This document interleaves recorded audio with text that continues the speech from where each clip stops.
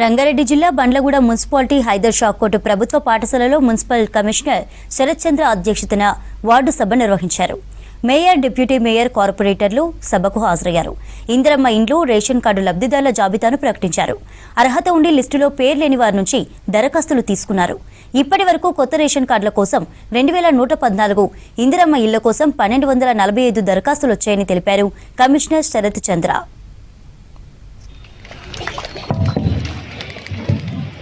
Thank you madam. ఇప్పుడు ముఖ్యంగా ఇందిరమ్మ ఇండ్లు, అదేవిధంగా రేషన్ కార్డులకు సంబంధించిన లబ్ధిదారుల ఎంపిక ఈ వార్డు సభల్లో చదివి వినిపించాల్సినటువంటి ఆదేశాలు ఉన్నాయి. ఆ ఆదేశాల మేరకు వార్డు సభలు నిర్వహిస్తూ ఉన్నాం. ఈ లిస్టులో ఎవరి పేరైతే లేదో వాళ్ళు తిరిగి దరఖాస్తు చేసుకోవడానికి ప్రభుత్వం అవకాశం ఇచ్చింది. ఇచ్చినటువంటి అవకాశాన్ని బట్టి పట్టణంలోని ప్రజలందరూ వందలాదిగా దరఖాస్తులు ఇస్తూ ఉన్నారు రేషన్ కార్డుల కోసం, అదేవిధంగా ఇందిరమ్మ ఇండ్ల కోసం.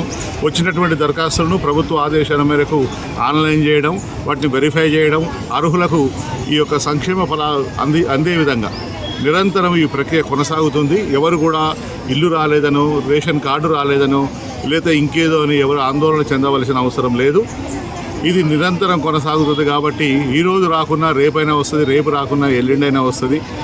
అనునిత్యం ఇది రాబో 4 సంవత్సరాల కాలంలో ప్రభుత్వం నిరంతరంగా ఈ కార్యక్రమాన్ని చేపట్టమని చెప్పి ఆదేశాలు ఇచ్చి ఉన్నారు.